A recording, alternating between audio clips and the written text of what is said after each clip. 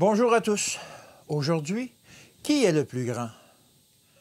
Je vous le dis en vérité, si vous ne vous convertissez et si vous ne devenez comme des petits-enfants, vous n'entrerez pas dans le royaume des cieux. Matthieu 18 au verset 3. Lisez les instructions données au 18e chapitre de Matthieu. Dans tous les oracles de Dieu, il n'est rien de plus positif. Et pourtant, Dieu est déshonoré. Sa cause est ternie par les erreurs soulignées dans ce chapitre. Ces paroles sont pour vous et pour moi, et pour tous ceux qui se proclament les disciples de l'humble et doux Jésus. Il nous montre les principes selon lesquels nous devons agir dans tous les cas et dans toutes circonstances. Il ne faut pas rechercher la suprématie. Le Christ enseigne que dans son royaume spirituel, ce n'est pas la position, l'éclat extérieur ou l'autorité qui constitue la grandeur, mais l'excellence spirituelle manifestée par une véritable conversion.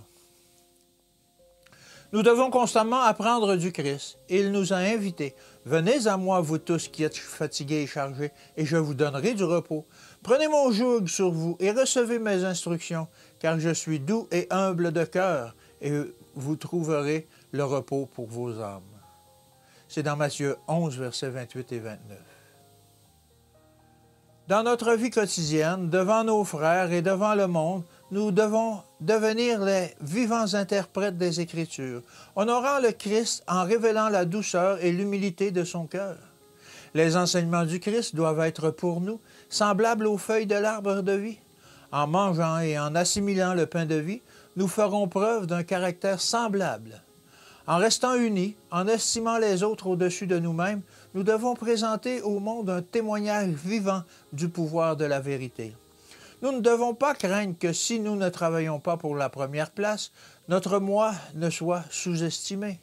Si les hommes voyaient Jésus plus grand et plus haut, s'ils avaient davantage de confiance en lui et moins de confiance en eux-mêmes, leur caractère serait formé et modelé à la ressemblance divine. Lorsque le moi est caché en Christ, le Sauveur apparaît, comme celui qui est plein de charme et se distingue entre 10 000.